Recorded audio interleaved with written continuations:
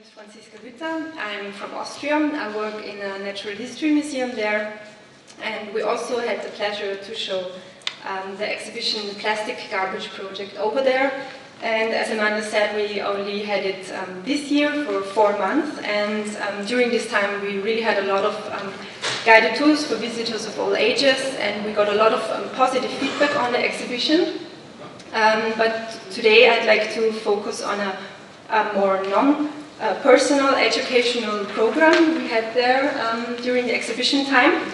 As you can see here on the slide, we asked our visitors to write messages in a bottle to us, to fill them with their ideas for a plastic-free future, or let's say plastic-reduced future, and to also share these ideas with other visitors. So, how did we do it? Oh, yeah, okay. In the first time I translated it with Rope to the Future, but I think it's more easy to say it in English with Path to the Future. As you can see here, we used the last room of the exhibition for our educational approach, for our educational exhibit. It was simply a ship's rope that we bought and that we stretched from one end of the room to the other.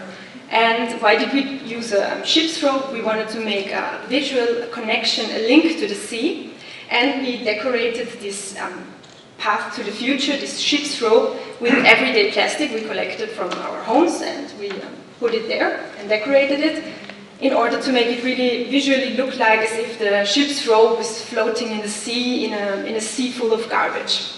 And we wanted our visitors to attach their messages as if the messages also were swimming somewhere around there in the sea. You can also see, maybe here in this picture and also on the second, well, here you can see better, these blue umbrellas, old-fashioned blue umbrellas made of lace. You can see them on both sides of the rope, so you probably think, what does it have to do with these umbrellas over here with all the plastic? We thought that it would be a visual link to old-fashioned rope dancers that use these nice umbrellas to reach one side of the rope to the other. And we wanted to, it was a symbolic character that our visitors maybe got the clue that the path to the future is not easy to reach.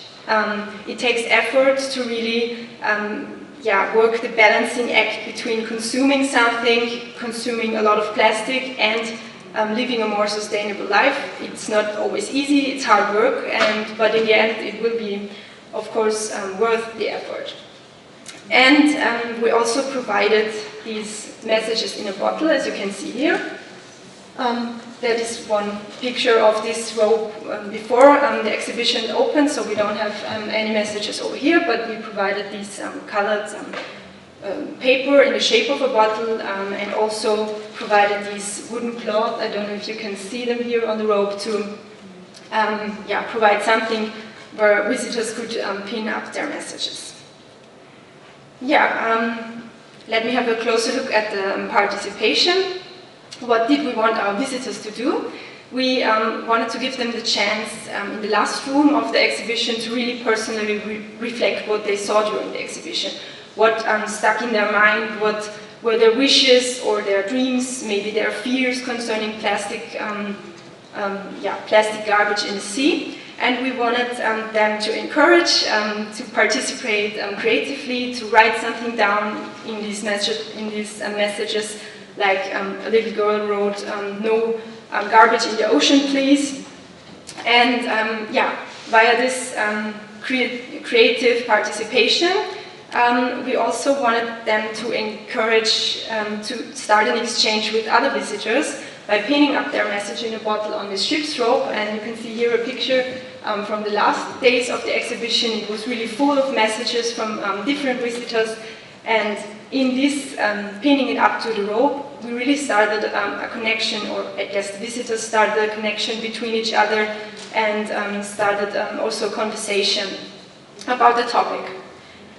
Furthermore, what we were trying to do was to create a certain atmosphere in this last room, an atmosphere that shows our visitors that we all sit in the same boat, we probably have the same fears, the same ideas, and the same wishes for a more plastic-free future. And last but not least, everyone themselves is responsible how this path to the future looks like. So you can really change something yourself. That at least was our intention.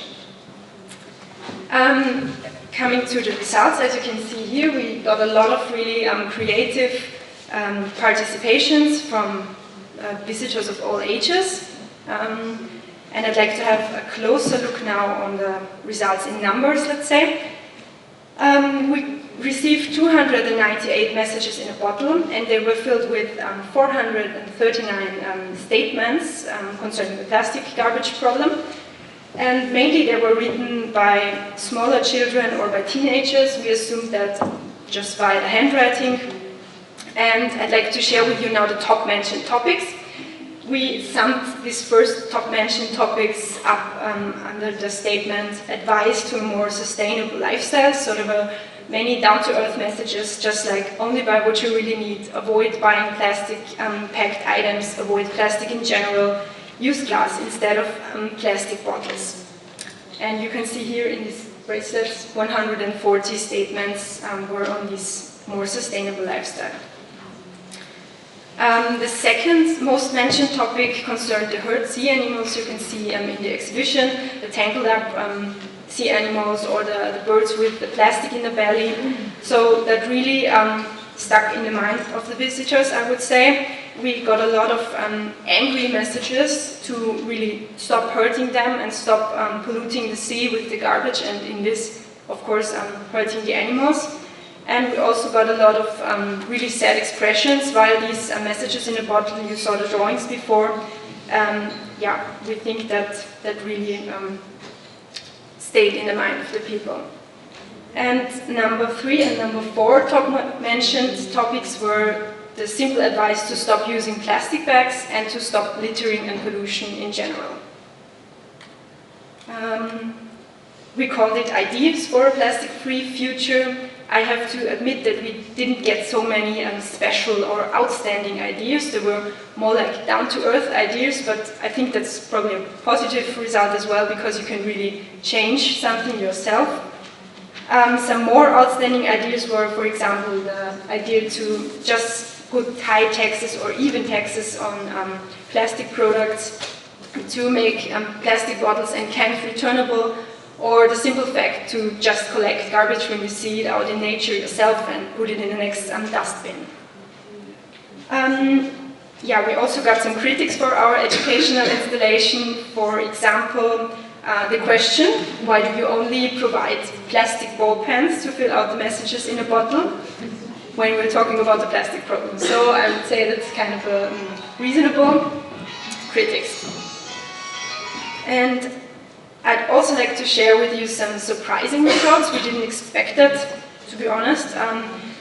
Very less people made the connection between hurting the environment means also hurting ourselves, and in this, made statements on the health risks of plastic. So we received only about 3 messages that concerned the health risk of plastic. We assumed that it is because we got a lot of messages from smaller children, but even the messages from the adults didn't include these topics. Yeah, and the simple fact to be a good example for your children, only one person wrote down.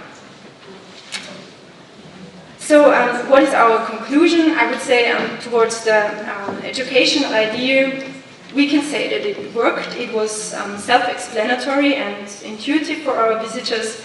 It did not evolve to a general feedback wall like I liked the exhibition because, or I didn't like it because. And since we got so many creative messages, we really felt or could see the craving from our visitors to participate creatively and to be part of something. Concerning the exhibition, we can conclude that some topics of the exhibition, as I mentioned before, the hurt sea animals, that these pictures, I mean, they really speak for themselves, so you actually don't need a certain personal education over there. People understand these topics just when they see them. Whilst other topics, as I mentioned also before, the health risks, I think they really need special attention, and we would really suggest more personal education in these topics. We had that through our guided tours, but with this non-personal educational approach, I would say that it didn't really work out. And our path to the future, what can we say? What is our conclusion for the future? This might seem like a little bit black and white, but that's how was our impression towards this exhibit. We think that, I mean, we got a lot of messages from children and teens that were really angry, but still they had a positive background or a positive message in it, and a let's change something attitude. It's not too late, let's just work all together and change something towards the plastic problem. Whilst adults, they had more like a what can we do attitude. We are just a drop in the ocean, so if the companies don't change anything, if the politics don't change anything, why should I stop using plastic bags? Yeah, and I don't know about the time. Okay, probably I will just show you some short slides through these last slides. For example, that is a drawing of a 4-year-old, and he drew the dead bird with plastic in his belly, so that really underlines what I said before. And they were drawings also of other birds, or statements from a little girl that says, in school, they call me tree hugger because I ask them to separate their garbage. If my class could only see this exhibition, they would understand me. Or, for example, the simple statement that it's not necessary to put a piece of plastic between every single piece of cheese. So our visitors had a really down-to-earth approach to this topic. And on this last picture you can see these little children saying no waste, but look at them, they are all smiling, so they have really a positive approach to all this. And with this last picture and the statement or wish from an obvious very small child, please don't poison the sea, I'd like to thank you for your attention.